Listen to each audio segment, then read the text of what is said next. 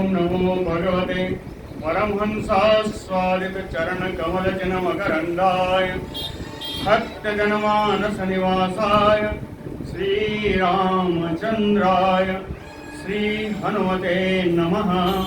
श्री गुरुचरण कमलेभ्यो नमः। श्री सीतानाथ समारंभां श्री रामानंदार्य मध्यमाम् अस्मदाचार्य पर्यन्तां वंदे गुरु परंपरां।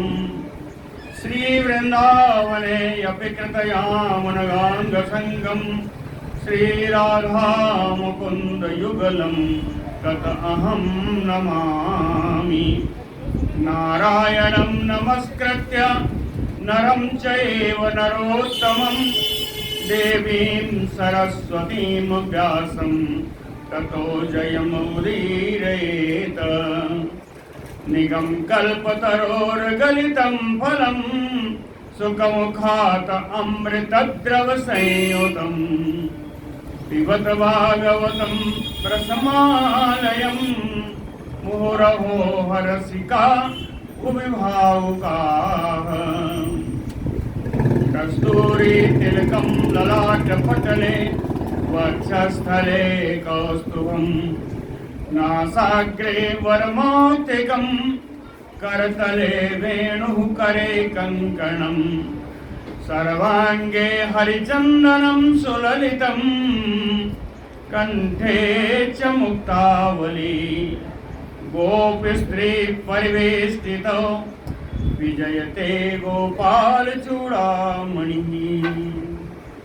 जय सुखदेव मुनीश्वर यदुपतिदास अनन्य जयति वादरायण चरण करण मोहि जगधन्य।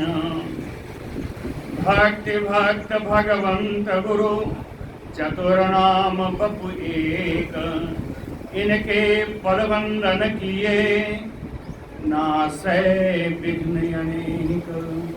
बोलो श्री वृंदावन बिहारी लाल की जय। विषय जो कल का था वही आज भी चलेगा।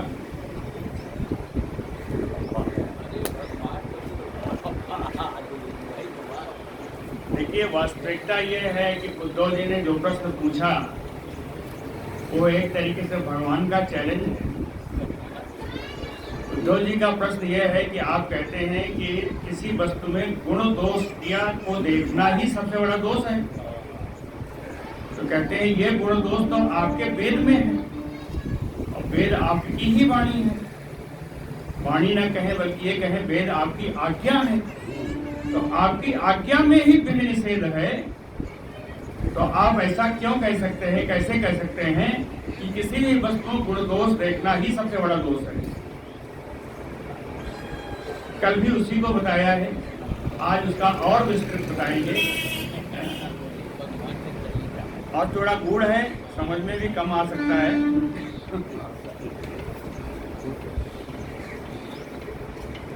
बातें वही हैं जो कल बताई।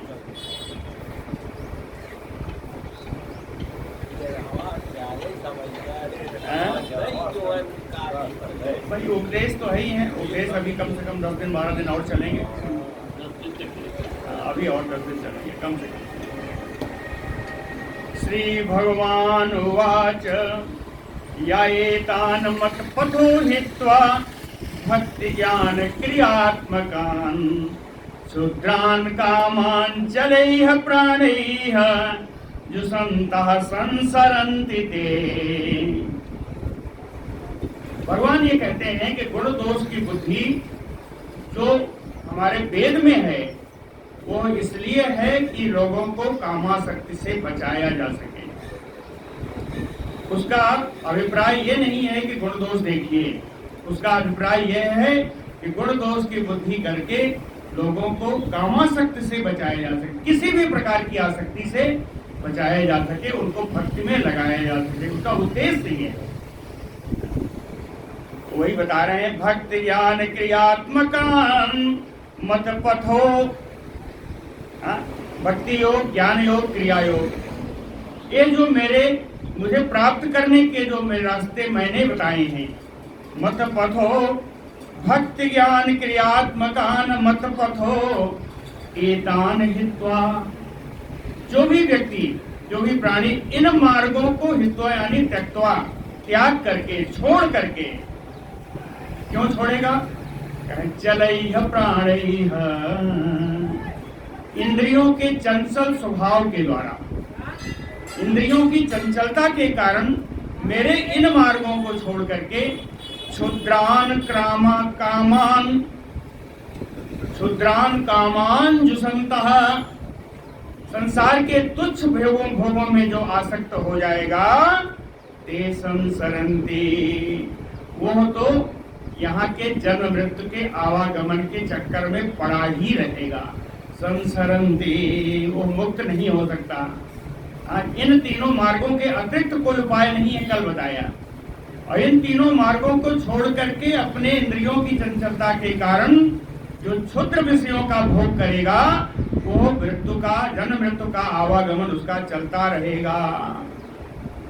स्वे स्वे अधिकारे या निष्ठा सगुण परिकीर्तितः, ये लाइन कल भी आई थी। स्वे स्वे अधिकारे या निष्ठा, अपने अपने अधिकार में निष्ठा पूर्वक आचरण करना ही गुण कहा गया है। अपना अधिकार क्या है? अपने वर्ण के अनुसार, अपने आश्रम के अनुसार। स्वे स्वे अधिकारे या निष्ठा, अपने अधिकार में जो निष्ठा रखता है उसी को गुण कहा गया है। परिकीर्तितः गुणः विपर्ययः तु दोषः, इसका विपरीत हुआ अगर, अर्थात अनधिकार चेष्टा किया करेगा, समझ रहे हैं? अनधिकार जो चेष्टा करेगा, एक वर्ण का अधिकार में दूसरे वर्ण का अगर चेष्टा करेगा तो यह अनधिकार चेष्टा होगी, तभी दोष उत्पन्न हो जाएगा।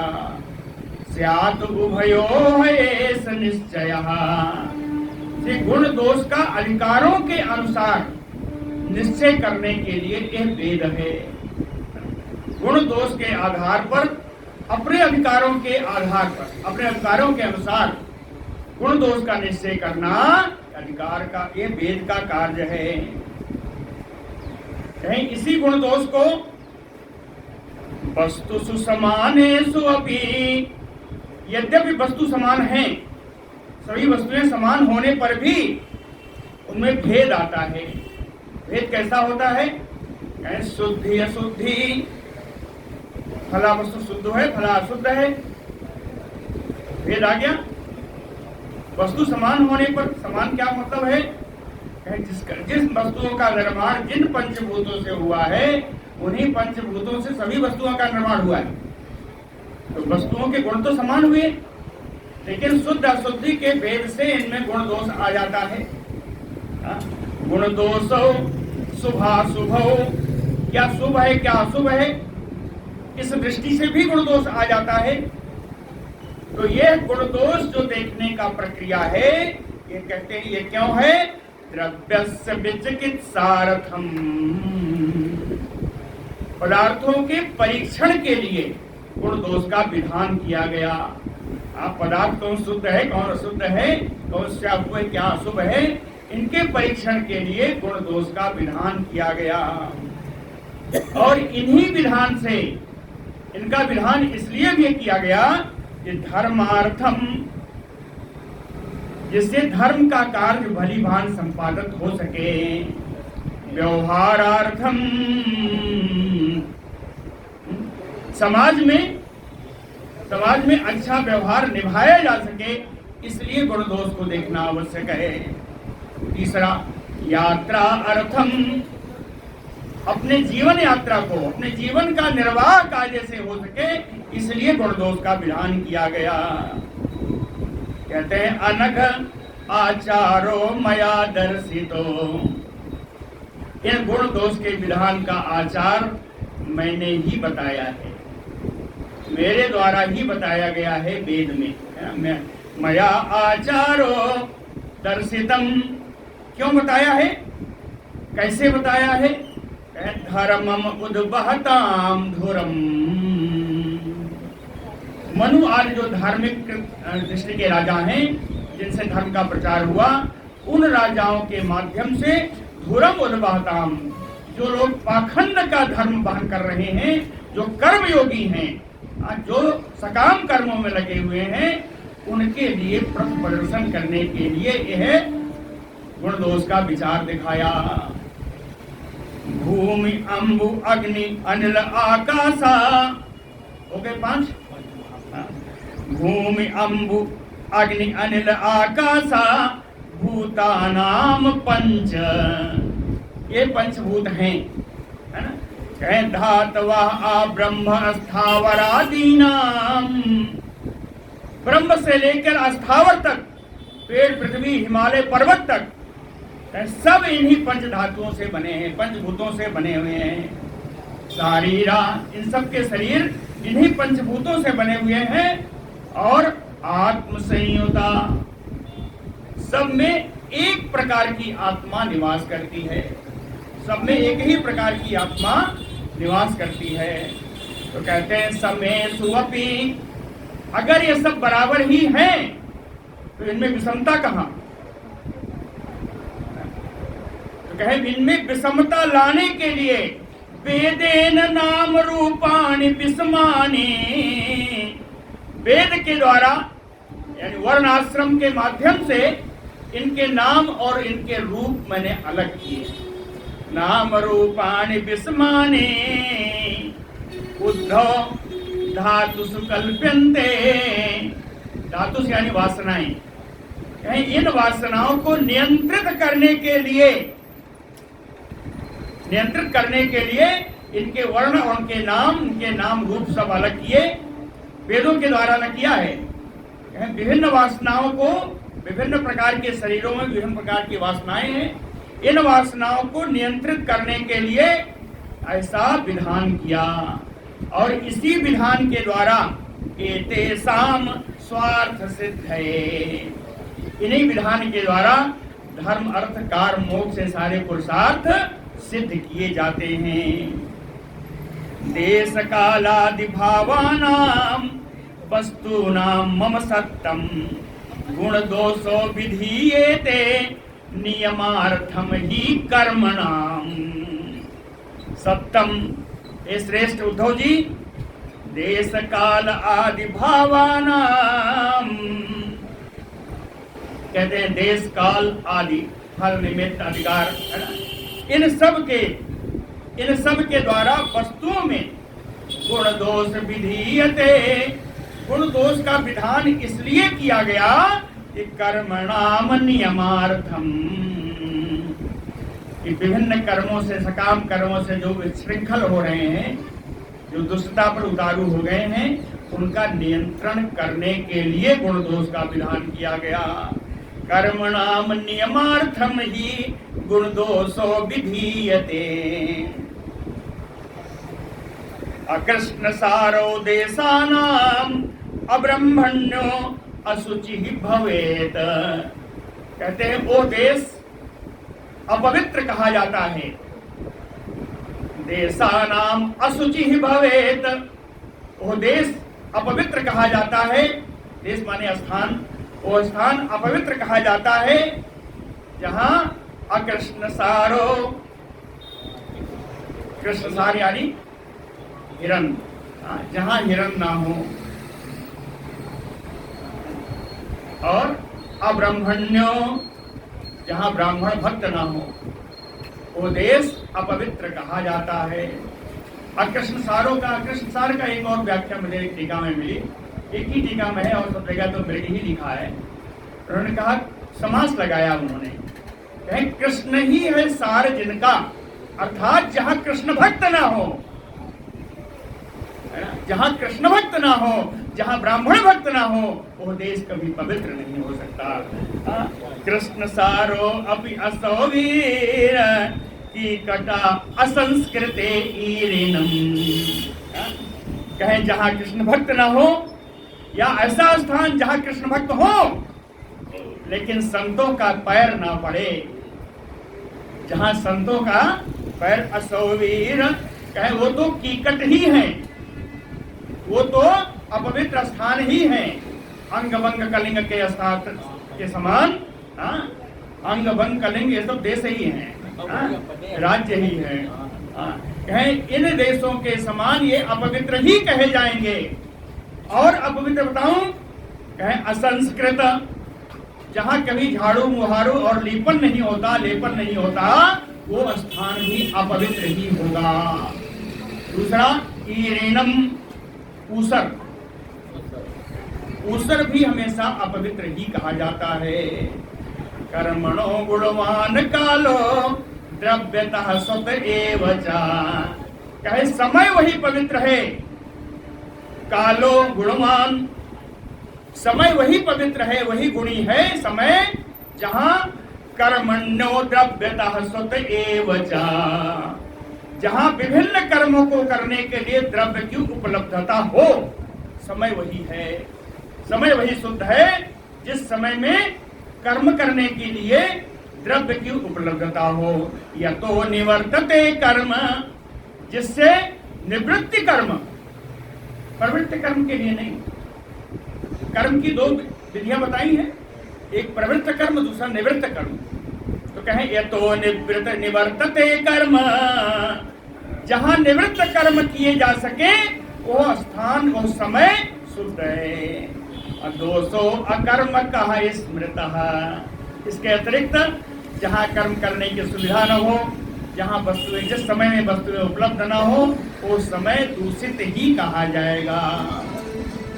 द्रव्यस्य शुद्धि अशुद्धि च द्रव्येण वचनेन सा संस्कारेण अथ कालेन महत्व अल्पतया अथवा। द्रव्यस्य शुद्धि अशुद्धि च, कहे पदार्थों में पदार्थ शुद्ध है या अशुद्ध है, इसका विचार करने के लिए कैसे करेंगे? कहे इनका विचार द्रव्य के द्वारा, वचन के द्वारा, संस्कार के द्वारा, समय के द्वारा और महत्व अल्पत्व के द्वारा इनका विचार किया जाता है। कौन सी वस्तु शुद्ध है, कौन अशुद्ध है। द्रव्येण, कहे एक पात्र है, उसको अगर जल से धो दिया जाए तो शुद्ध हो जाएगा, उसी में मलमूत्र आज पड़ जाए तो अशुद्ध हो जाएगा। वस्तु एक ही है, पात्र एक ही है, लेकिन द्रव्य के द्वारा वो शुद्ध भी हो सकता है और अशुद्ध भी हो सकता है। द्रव्येन वचनेन, विभिन्न प्रकार की पूजा सामग्रियां एकत्रित करके पंडित क्या करता है, बढ़िया एक मंत्र पढ़ता है और सबको पवित्र कर देता है। तो वचनेन शुद्धि, जिसने वचन नहीं पढ़े गए वो शुद्ध ही रहेगा, वही वस्तु। संस्कारेण, पुष्प रखा है, पूजा के लिए पुष्प रखा है, उस पर संस्कार किया गया, जल छिड़क करके उसको पवित्र किया गया, है ना। संस्कार ये है जल छिड़कना, संस्कार से वो पुष्प शुद्ध हो गया।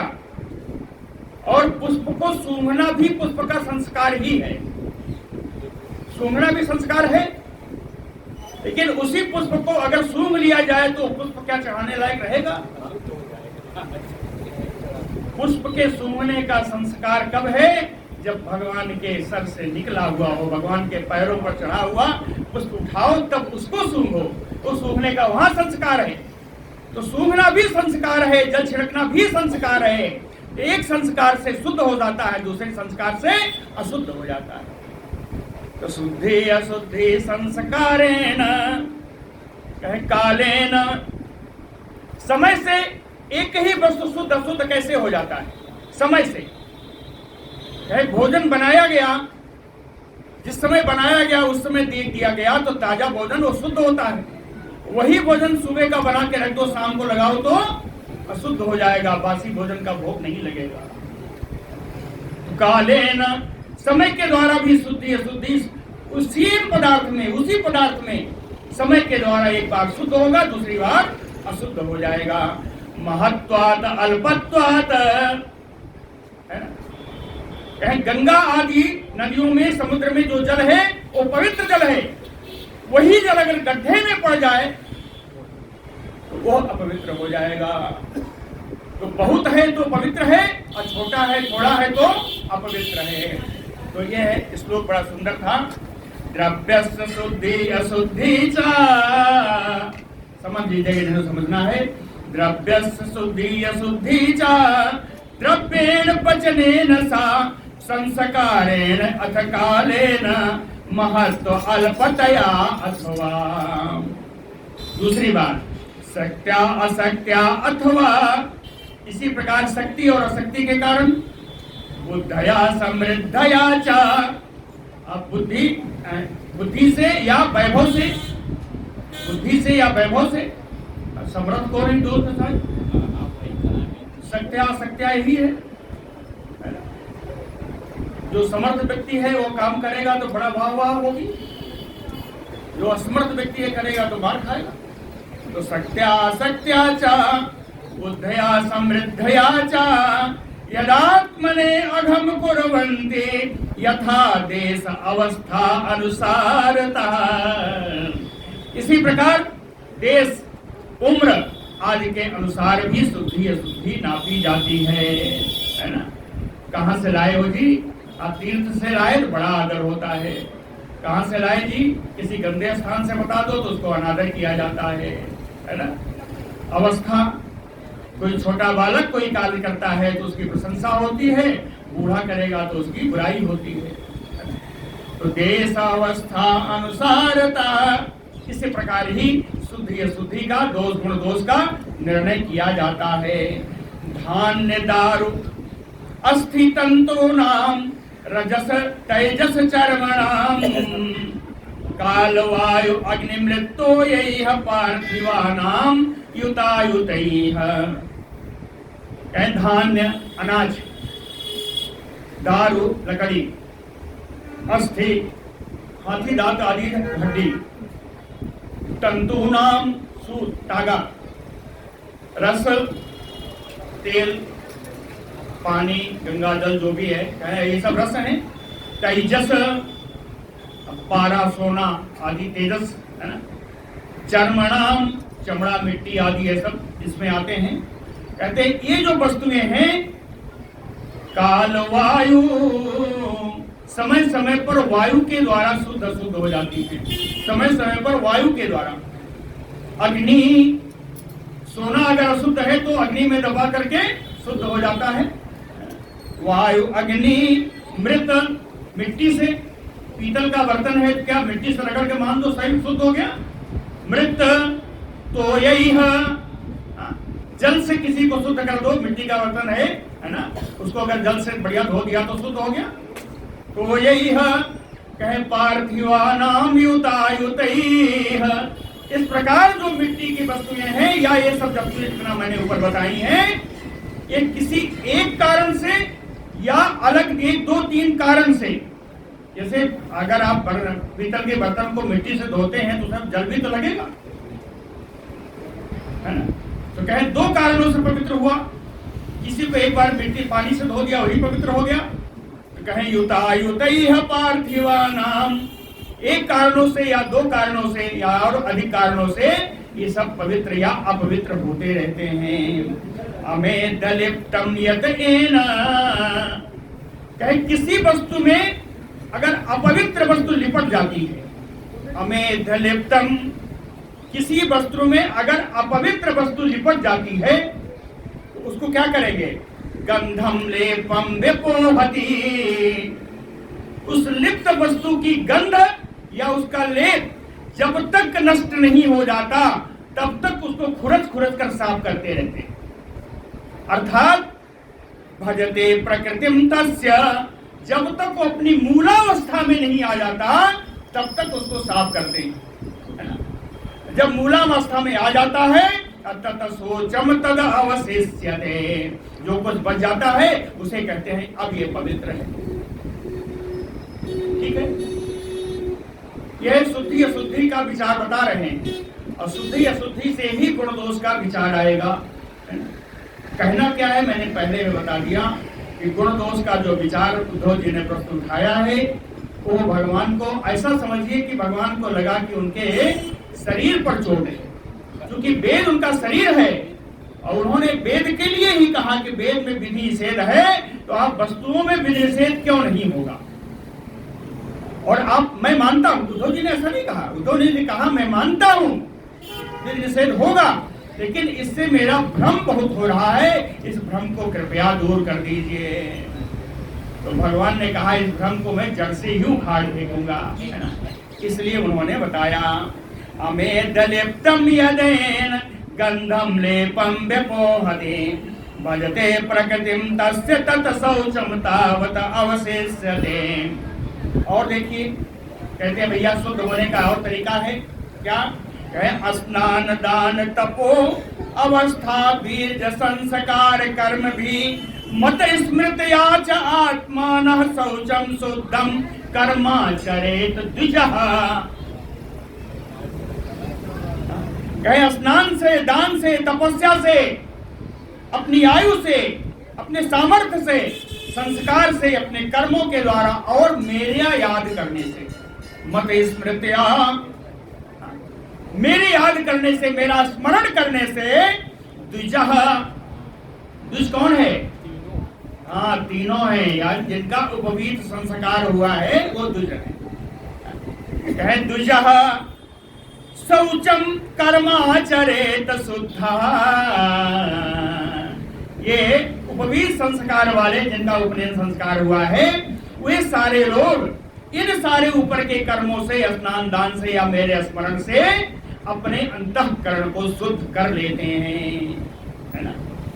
मंत्रस्य चा परिज्ञानम, गुरु के द्वारा प्रदान किया गया मंत्र शुद्ध कब होता है, जब उस मंत्र को जपने के द्वारा हम उसको हृदयंगम कर लेते हैं। जपने की विधि बड़ी है,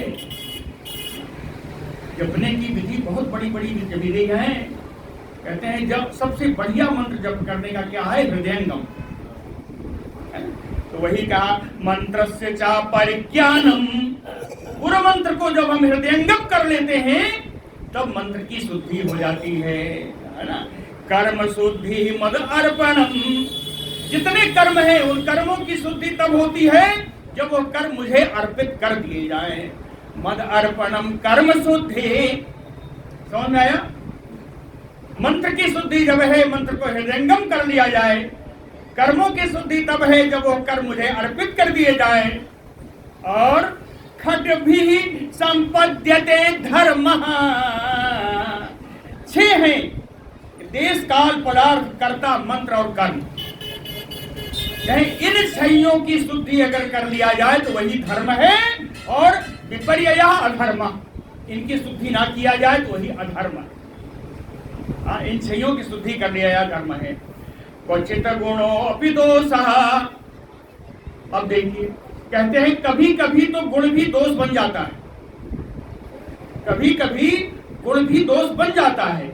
उपनयन संस्कार के बाद संध्यापासन तो गुण है, लेकिन जिसका उपनयन संस्कार नहीं हुआ वो अगर संध्यापासन करे तो दोष बन जाएगा। कहे गुणो अपि दोषः, है ना। और इसके अलावा उसके उत्तर के विपरीत भी, दोषो अपि विधिना गुणः,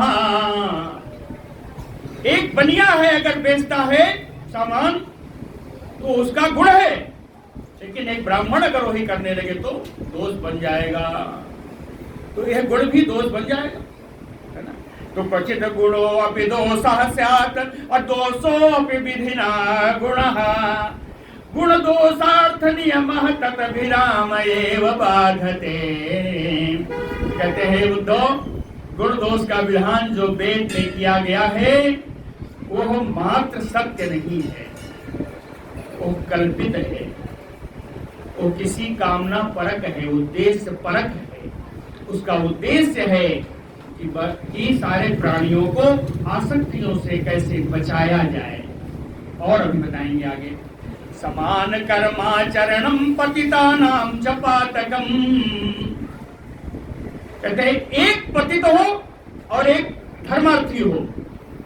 पतित को पतित काम करने से पाप नहीं लगता, जबकि धर्मार्थी को पतित काम करने से पाप लग जाता है। उदाहरण होता है, मैं नहीं बताऊंगी, ये बता रहे उदाहरण दिया है। औत्पत्ति को गुण संगो न शयानः पतति यथा। गृहस्थ आश्रम वाला व्यक्ति अगर पत्नी के साथ सोता है तो दोष नहीं होता, वो पतित नहीं होता। लेकिन अगर एक सन्यासी करे तो पतित हो जाएगा, है ना। तो औत्पत्ति को गुण संगो न शयानः पतन्ति यथा यतो यतो निवर्तेत। यह इसलिए बताया गुण दोष की व्यवस्था कि उन दोषों को जान करके निवृत्त होते रहें, उनसे निवृत्त होते रहे। तो कहे ये तो निवर्तेत, ये दोषों को जान करके उन दोषों से निवृत्त कार्य के द्वारा जब से जैसे आप निवर्तित होते रहे, विमुच्य ततः ततः उन अकार्यों से, उन सकाम कर्मों से आप मुक्त होते जाएंगे। एस धर्मो नृणाक्षेमम्। तो ये गुण दोष का विचार जो धर्म बनाया है, यह निर्णाम क्षेमम, मनुष्यों के कल्याण के लिए ही बनाया है। शोक मोह भयापह, यह विधान ही मनुष्यों का शोक मोह और भय को दूर करने वाला है। विशेष गुणाध्यासात, कहते हैं विषयों में गुण का आरोपण करने से संगः ततो भवेत। विषयों में गुण का, इंद्रियों का आरोपण करने से संग दोष आ जाएगा, संग दोष आ जाएगा, आसक्ति दोष आ जाएगा, उस विषय के प्रति उस आसक्ति हो जाएगी, अर्थात विषयासक्त हो गया। कहे संगात तत्र कामः, आसक्ति दोष से जब उसके प्रति भैया बहुत बढ़िया है, बहुत अच्छा है, तो उसको अपने पास रखने की कामना आएगी। संगात तत्र भवेत कामः, है ना। संग से, आसक्ति से अपने पास रखने की कामना रूपी दोष आ जाएगा। और कामात एव, इसी कामना के कारण किसी वस्तु को अपने पास रख लिया जो सार्वजनिक थी, तो लोगों में क्या होगा, कलह पैदा हो जाएगा। कामात एव कलिह निर्णाम, अपने पास रखने की कामना से ही लोगों में कलह पैदा हो जाएगा। कलेह, अब जब कलह होगा तो झगड़ा होगी, तो कलेह दुष्विषः क्रोधा, असह्य क्रोध आएगा।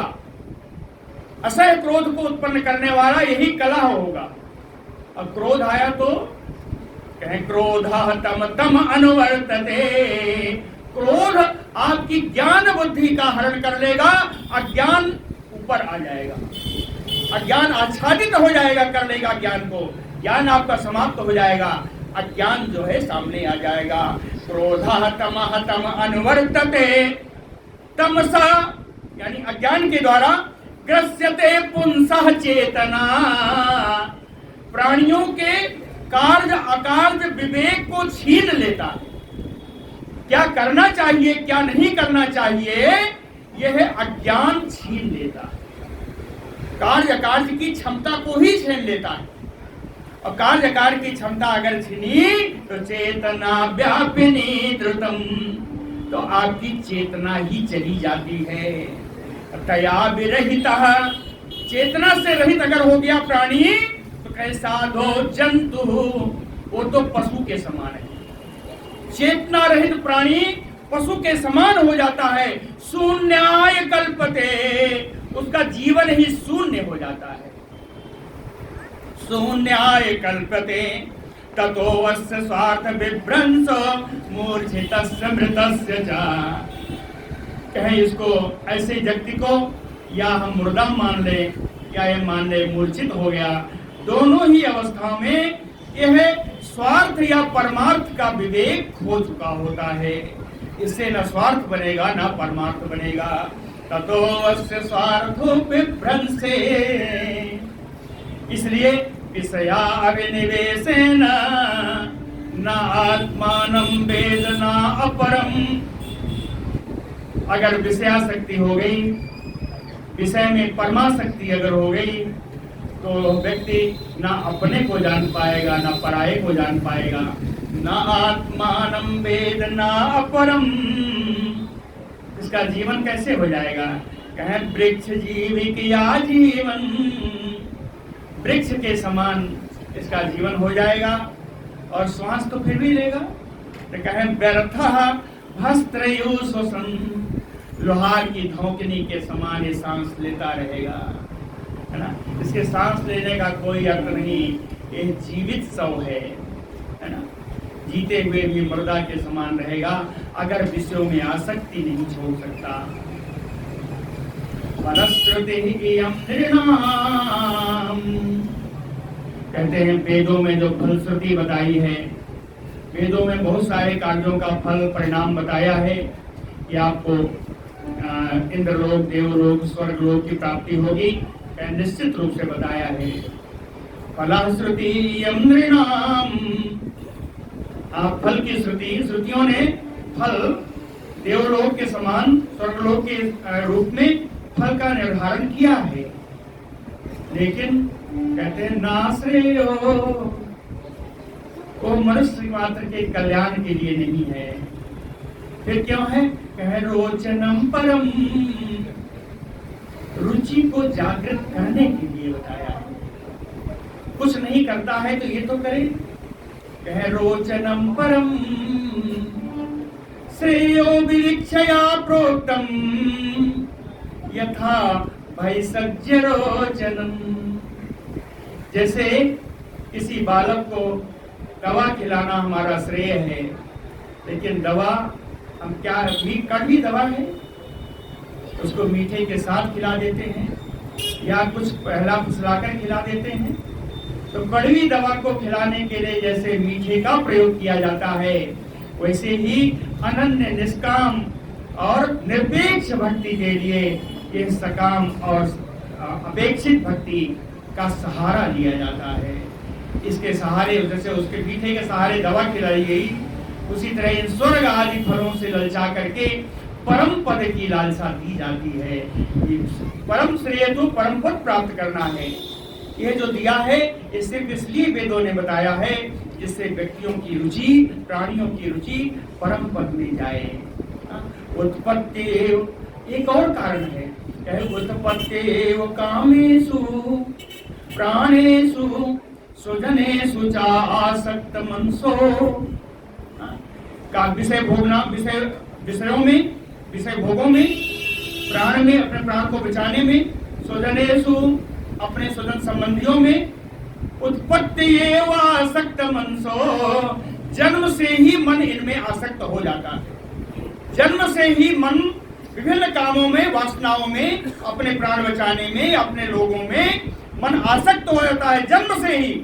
तो आत्मनो अनर्थ हेतुषु, यही आसक्तियां व्यक्ति के लिए अनर्थ का कारण बनती है। यही आसक्तियां एक प्राणी के जीवन में अनर्थ का काम करती हैं, अनर्थ लाने का काम करती हैं। न तान अविश्वार्थम भ्राम्यतो, जो परम स्वार्थ है, उसके परम स्वार्थ जो परमार्थ है, उस परमार्थ को न जान करके ऐसे इन्हीं छोटे छोटे जो लालच मिली है, रुचियां उत्पन्न हुई हैं, इन्हीं के पीछे अनेक योनियों में ध्वनि इस संसार के मार्ग में ऐसे भ्रमण करता रहता है। ब्राह्म्य तो ध्वनि तांतमो विसतो, जब इस प्रकार से प्राणी अंधकार में भी घुसा हुआ है तो बुधा कोई विद्वान व्यक्ति कथम इंजात पुनः तेसु, इनको उस कामांधता से निकाल कर लाने का और कौन सा साधन हो सकता है? पहले तो यही दिखाओ, सब जवाब दिखाओ कि आ जाओ भैया, ऐसा है। स्वर्गात मिलेंगे, स्वर्गात जब मिलेंगे एक बार तब तो जानोगे कि स्वर्गात का क्या फल है। तो इसलिए वेदों ने गुण दोष की जो व्यवस्था की है वो इसलिए की है। एवं व्यवसितो केचित् अविज्ञाय कुबुद्धयः फलश्रुतिं कुस्मितां न वेदज्ञा वदन्ति। न वेदज्ञा, जो वेद की बातों को नहीं जानता, है ना, वेद के अभिप्राय को न जान करके ऐसे कुछ कुबुद्धि लोग, दुर्बुद्धि लोग फलश्रुतिम कुस्मिताम, बड़े सुंदर फल देने वाली इन स्वर्ग आदि लोकों की ही कामना करने लगते हैं। कामिनः कृपणा लुब्धा पुष्पे सुफल बुद्धया अग्निमुग्धा धूमतांता स्वमलोकम न विदन्ति ते। कह रहे ऐसे कामी पुरुष, ऐसे विभिन्न कामनाओं को रखने वाले, दीन कृपणा यानी दीन, लुब्धा लालची, पुष्पे सुफल बुद्धया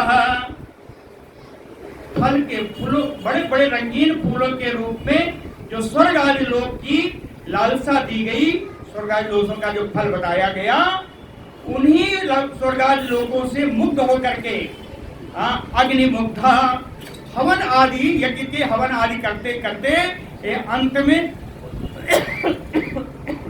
उन्हीं लोगों को प्राप्त होते हैं। अस्वम लोकम न विदन्ति ते, ये अपने परम लोक को यानी अपने परम पद को तो ये जानना ही नहीं चाहते। कहते हैं उद्धव, क्या बताऊं, उक्त शास्त्रा ही अस्त्री को, कहते हैं बहुत सारे प्राणियों की साधना मात्र इतनी है कि असुत्री को अपनी इंद्रियों का तृप्त करना ही उनकी साधना का फल है। उक्त शस्त्र यानी साधना, बहुत सारे व्यक्तियों की साधना सिर्फ इसलिए होती है कि उनकी इंद्रियां तृप्त हो जाएं। उक्त शस्त्रा ही असुत्री को, कहे ये कैसा है, कहे निहार चक्षुषा, जैसे बहुत बड़ा कोहरा हो रहा आ जाए, उसके सामने आपकी आंखें धुंधली हो जाएं, कुछ दिखाई ही ना पड़े। कहते हैं उद्धव, इन प्राणियों की आंखें इतनी धुंधली हो गई हैं कि इदम यतः इदम न जानन्ति, वे तो इस विश्व की उत्पत्ति का कारण भी नहीं जानते। कहे चलो उसको छोड़ो, कहे अंग ते माम हृदयस्थम न जानन्ति, उनके हृदय में मैं विराजमान हूँ, इसको भी वे नहीं जानते।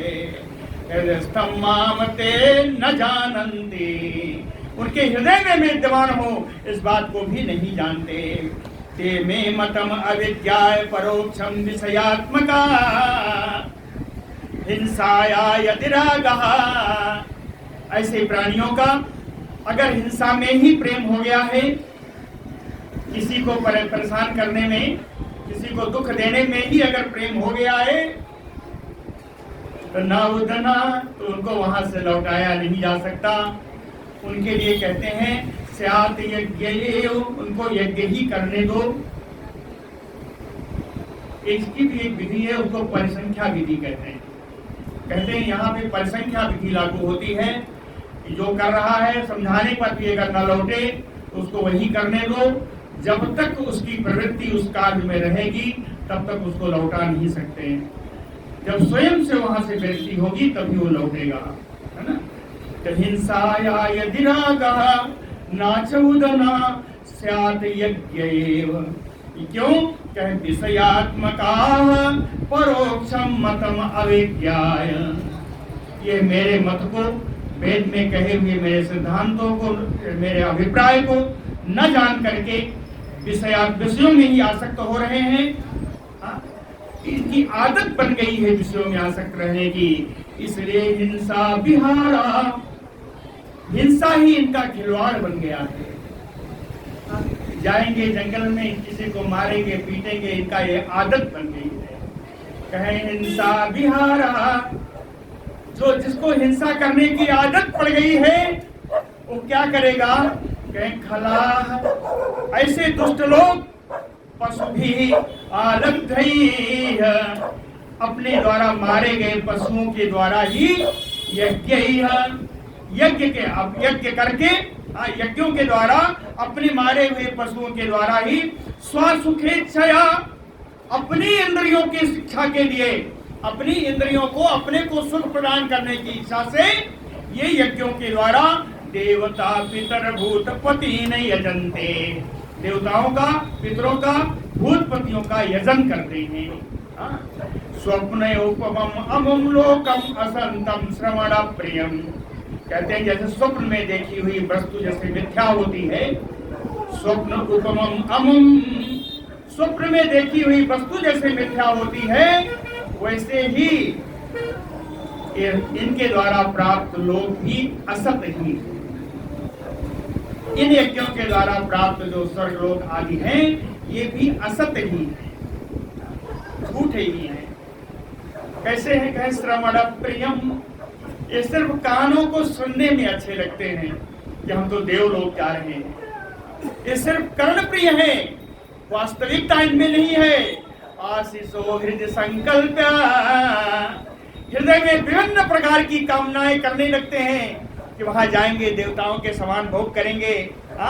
त्यजन्ति अर्थान यथा बणिका, ये उस बनिए के तरह अपने परमार्थ को भी त्याग देते हैं, जो बनिया अधिक लाभ कमाने के लालच में अपने मूल को भी गंवा बैठता है।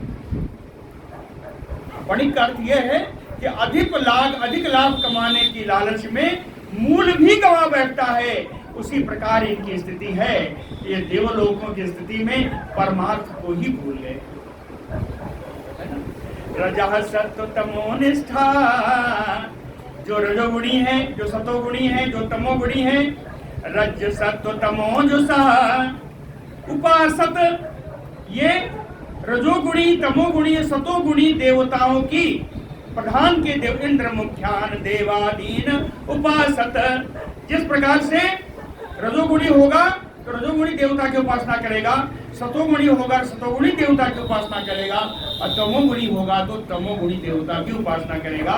कहे ये विभिन्न गुण वाले अपने गुणों के देवता की उपासना जिस प्रकार करते हैं, हे उद्धव न तथैव माम, ऐसी उपासना तो मेरी ये लोग करते ही नहीं, मेरे पास तो आते ही नहीं। न तथैव माम इष्ट्वाय देवता यज्ञैः गत्वा रंस्यामहे दिवि तस्यान्ते भूयास्म महासाला महाकुला एवं पुष्पितया वाचा व्याक्षिप्त मनसां नृणां मानिनां चाद्यस्तब्धानां मतवार्ता अपि न रोचते। कहते एवं पुष्पितया वाचा, इस प्रकार रंग बिरंगी फूलों के समान बढ़िया मधुर मधुर वाणी के द्वारा, पुष्पितया वाचा इसे कहते हैं कि रंग बिरंगे फूलों के समान मधुर मधुर वाणी के द्वारा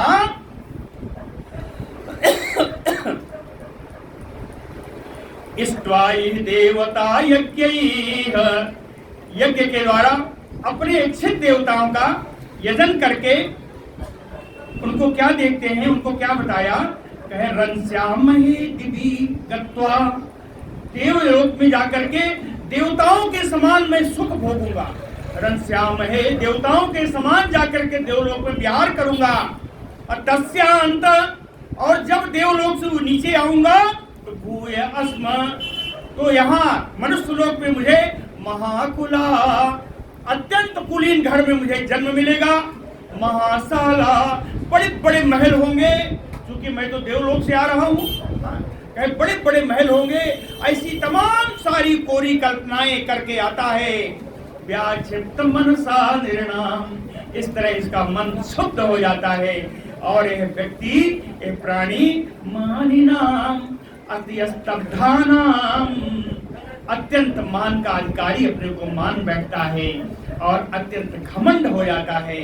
और इतना घमंडी हो जाता है कि उसे मत वार्ता अपि न रोचते, मेरी कथा आदि भी उसको अच्छी नहीं लगती। तो कहता है ये कि करो, चलो देवलोक चलो, इंद्रलोक चलो, है ना, उसको यही अच्छा लगता है। क्यों? वो पुष्पितया वाचा है, वो रंग बिरंगी बढ़िया बातें हैं कि देवलोक में तो ऐसा है जी वैसा है। ये नहीं जानते कि वहां से गिर के आओगे तो कहाँ जाओगे। कहते वहां से गिर के आने की कामना सोचते हैं कि अच्छे कुलीन घर में जन्म होगा, बढ़िया बढ़िया महल होंगे, बड़ा सुख भोगूंगा, लेकिन यहाँ आने पर फिर इसी दलदल में जाओगे, ये नहीं जानते। इसलिए भगवान कहते हैं ऐसे व्यक्तियों को मत वार्ता अपि न रोचते, उनको तो मेरी लीला भी अच्छी नहीं लगती, मेरे चरित्र भी अच्छे नहीं लगते। वेदा ब्रह्मात्म विषया त्रिकांड विषयाई में, कहते हैं वेद वेद में 3 कांड हैं, कर्म, उपासना और ज्ञान। वही आया, उपासना यानी भक्ति, कर्म योग, भक्ति योग, ज्ञान योग। कहे वेद में 3 कांड हैं, विषयाई में, और इन तीनों कांडों का विषय एक ही है। विषय एक ही है, वो क्या है? ब्रह्म आत्म, ब्रह्म और आत्मा, यही विषय है इन तीनों कांडों का। कर्म योग से जाओ तो, ज्ञान योग से जाओ तो, भक्ति योग से जाओ तो, अंतिम विषय इनका आत्मा और ब्रह्म ही है। परोक्षवादारिषया परोक्षम, मंत्र वेदता ऋषि लोग भी इस ज्ञान को गुप्त रह करके ही देते हैं, इस ज्ञान को गुप्त होकर के ही देते हैं। मम च प्रियम, और उनका गुप्त होकर के ज्ञान देना मुझको बड़ा प्रिय लगता है। क्यों? कहीं इस ज्ञान का हर व्यक्ति अधिकारी नहीं है। इस ज्ञान का अधिकारी कौन है? इसका अंतःकरण शुद्ध। तो अगर वो छिप करके ज्ञान देते हैं, गुप्त रूप से ज्ञान देते हैं, तो मुझे बड़ा प्रिय लगता है। शब्द ब्रह्म, अब उन्होंने एक शब्द ब्रह्म की बात भी आई कि शब्द ब्रह्म, इन वेदों को शब्द ब्रह्म कहा गया है ना? ये मूर्ति है, वेद मूर्ति है, शब्द ब्रह्म कहा गया है। समुद्रवत, ये शब्द ब्रह्म समुद्र के समान है। उसके विशेषण सुनिए, कहें सुदुर्बोधम, बड़ी आसानी से इनको जाना नहीं जा सकता। प्राण इंद्रिय मनोमयम, कहते हैं जैसे वेद की जो वाणी शुरू होती है तो 3 प्रकार की वाणियां आई थी, पहले मैंने बताया था, परावाणी, पश्चंती वाणी और मध्यमा वाणी, है ना? बाद में जो चलती है उसको वैखरी वाणी कहते हैं, है ना? वैखरी वाणी के रूप में इनका विस्तार होता है, लेकिन जो शुरू में आती है वो परावाणी, पश्चंती वाणी और मध्यमा वाणी। परावाणी का प्राण से संबंध है। प्राण इंद्रिय मनोमयम, प्राण से संबंधित परावाणी है, इंद्रियों से संबंधित पश्चंती वाणी है, और मन से संबंधित मध्यमा वाणी। तो प्राण इंद्रिय मनोमयम, ये 3 प्रकार की वाणी है वेद की। अनंत पारम, इनका अपार है, ये अनंत है। गंभीरम, बड़े गंभीर है, बड़ा गहरा है। दुर्विगाह्यम, इससे पार पाना बड़ा कठिन है। समुद्रवत, समुद्र के समान ये वेद वाणी है। ये सारे विशेषण समुद्र में भी लगते हैं और वेद वाणी में भी लगते हैं। कहे ब्रह्मणा अनंत शक्तिना, हे उद्धव, मैं अनंत शक्ति धारक हूँ, अनंत परब्रह्म हूँ। मया उपबृंहितम, इस वेद वाणी का विस्तार मेरे द्वारा ही किया गया है। मया उपबृंहितम, इस वेद वाणी का विस्तार मेरे द्वारा ही किया गया है। कहे कैसे? कहे विश्वेषु पूर्ण युलक्ष्यते, कमल नाल में अंदर बैठे हुए एक सूत के समान, कमल नाल के अंदर एक सूत के समान ये वेद वाणी रहती है शुरू में। कैसे है? कहे भूतेषु घोष रूपेण, प्राणियों में यह है अंतर्नाद के रूप में, घोष रूपेण, प्राणियों में एक नाद के रूप में वेद वाणी आती है। अनाहत नाद, अनाहत नाद, जिसे ही परावाणी कहते हैं। कहते हैं ये एक अनाहत नाद के रूप में आती है। पहले पहले यथा सहस्त्र पदवीं प्रभुं छंदोमयो अमृतमया, कहे इन वेद वाणी मैंने उत्पन्न की, लेकिन रखने का स्थान कहाँ था? तो इसको मैंने ब्रह्मा जी के पास रखा। ब्रह्मा जी का स्वरूप क्या है? कहे सहस्त्र पदवीं प्रभुं, अनंत, उनका हिरण्यमय, हिरण्य उनका नाम दिया गया। कहे हिरण्यमय ब्रह्मा जी के पास मैंने इस वेद वाणी को रखा, इसलिए ब्रह्मा जी का स्वरूप क्या हो गया?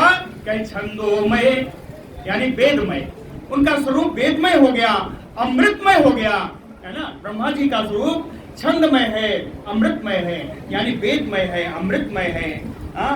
कहे प्राणो मनसा प्राणो गोसवान, इनकी उपाधि प्राण का अनाहत नाद, प्राण का अनाहत नाद ही इनकी उपाधि है।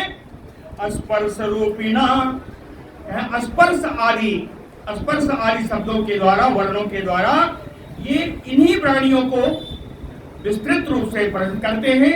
अनंत पारा बृहतिम सृजति, है ना, अनंत रूप से इस प्राणी का विस्तार करते हैं और वो बैखरी वाणी के रूप में आकर के, यही वाणी बैखरी वाणी के रूप में आकर के जगत में पूरा काम करते हैं और अंतिम समय में, प्रलय काल में इन्हीं वाणियों को अपने में समेट करके फिर से इन्हीं में लीन हो जाती है, ब्रह्मा जी में लीन हो जाती है।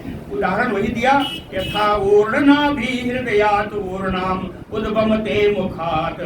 जैसे मकड़ी है अपने हृदय के से कल्पना, हृदय की कल्पना से मुख से उगल करके तमाम सारा जाला बनाती है और फिर अंत में उन्हीं जालों को खा जाती है। छंद ओंकारात व्यंजित, कहे सबसे पहले ओंकार आया, जो अनाहत नाद था वही ओंकार है। कहे व्यंजित स्पर्श, इसके बाद स्पर्श वर्ण आते हैं। स्पर्श वर्ण कौन कहे जाते हैं? 25 हैं स्पर्श वर्ण, 25 हैं, का से लेकर मां तक, का से मां तक जितने हैं ये स्पर्श वर्ण है। स्पर्श के बाद आया स्वर, स्वर आएंगे आ से लेकर ओ तक, ये 9, आ से ओ तक 9 है, री आएगा बीच में से, है ना, आ से ओ तक के 9 है। कहीं ये स्पर्श वर्ण है। ऊष्मान, ऊष्म वर्ण 4 है, ऊष्म वर्ण, सा खा सा हा, ये ऊष्म वर्ण कहे जाते हैं। अंतस्थ 4 अंतस्थ वर्ण है, कौन है? या रा ला वा, ये अंतस्थ वर्ण है। शाखा साहा जो है ऊष्म वर्ण है और यारा लावा अंतस्थ वर्ण है ना। तो स्पर्श कौन हुआ? का से मां तक, स्वर हुआ आ से ओ तक, अंतः, और ऊष्म वर्ण हुआ शाखा साहा और अंतस्थ हुआ यारा लावा। कहे भूषिताम छंदो भी चतुरोत्तर, इस प्रकार 4-4 उत्तरोत्तर 4-4 के क्रम से बढ़ते हुए विभिन्न छंदों का निर्माण करते हैं और विचित्र प्रकार की भाषा का विस्तार कर देते हैं। अनेक प्रकार के साहित्य जो लिखे गए किसी न किसी छंद में लिखे होंगे। इन छंदों का विस्तार यहीं से हुआ है, इन छंदों का विस्तार यहीं से हुआ है। कहे मैं कुछ छंदों का नाम बता देता हूँ। गायत्री, उष्णिक, गायत्री, उष्णिक, अनुष्टुप, च बृहति पंक्ति एव च, त्रिष्टुप जगति अतिछंदो यत्यष्टि अति जगत विराट। ये छंदों के नाम हैं। गायत्री छंद में है, उष्णिक छंद में है, अनुष्टुप छंद में है, बृहति छंद है, पंक्ति छंद है, या त्रिष्टुप छंद है, जगति छंद है, और छंद अति छंद है, और अत्यष्टि छंद है, जगति छंद है, और विराट। ये कुछ छंदों के नाम हैं, है ना, जो छंद संस्कृत भाषा में प्रयोग होते हैं। कई कई छंद हैं जिनका प्रयोग इन, आपको छंदों को देखना हो तो बहुत सारे छंद आपको कहाँ मिलेंगे?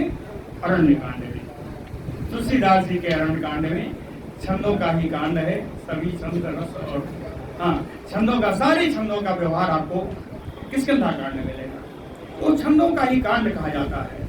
इसी तरह रसों का कांड अगर देखना हो तो अरण्य कांड देखिए। हमेशा उल्टा कह रहा हूं, इसको देख लीजिएगा, बताऊंगा इसको। ये कहते हैं ये इस तरीके के तमाम सारे छंद हैं इन्हीं वर्णों के द्वारा ही बने गए हैं। किम विधत्ते किम आचष्टे, कहते हैं किम विधत्ते, वो वेद वाणी, विधत्ते यानी कर्म कांडों का विधान करती है। किम आचष्टे, उपासना कांड में देवताओं का वर्णन करती है। आचष्टे यानी वर्णन करना, देवताओं का वर्णन करना। विधत्ते यानी विधान करना। कर्म कांड में विधान होता है। आचष्टे यानी उपासना कांड, भक्ति कांड में ये जो है देवताओं का वर्णन करती है। किम अनूद्य विकल्पयेत, और ज्ञान कांड में अनूद्य यानी किसी का अनुवाद करके, अनूद्य कहते हैं किसी और भाषा का किसी का अनुवाद करके विभिन्न प्रकार की कल्पनाओं का, विभिन्न प्रकार के विकल्प जो प्रस्तुत करता है वो ज्ञान कांड है। तो किम विधत्ते किम आचष्टे किम अनूद्य विकल्पयेत, कहते हैं ये सब जितने भी हैं, इति यस्य हृदयं लोके न अन्यं वेद कस्म,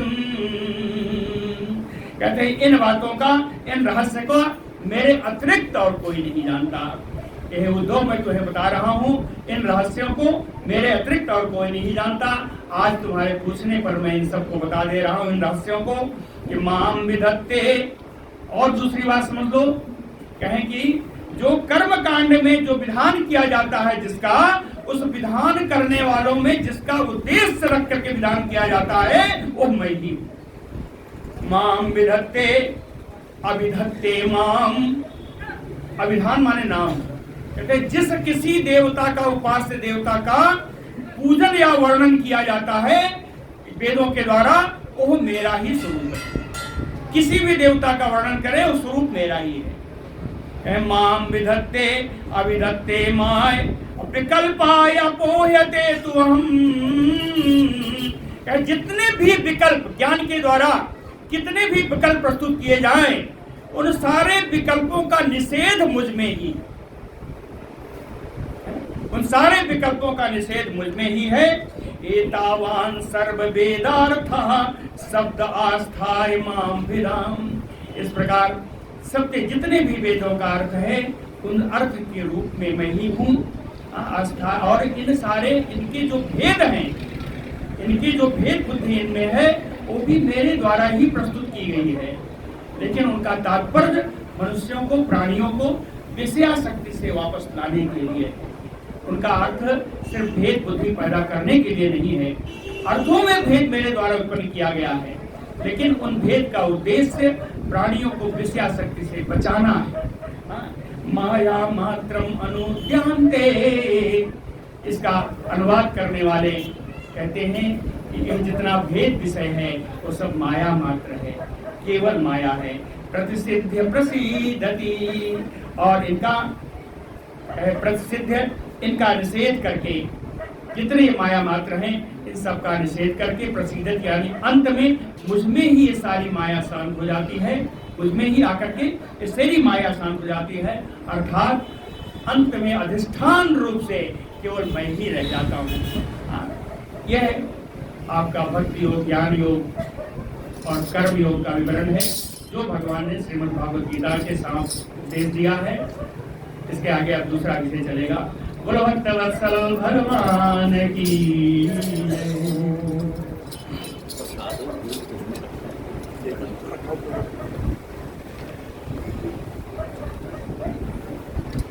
आओ जरा इसको बंद कर स्वर्णकार जी।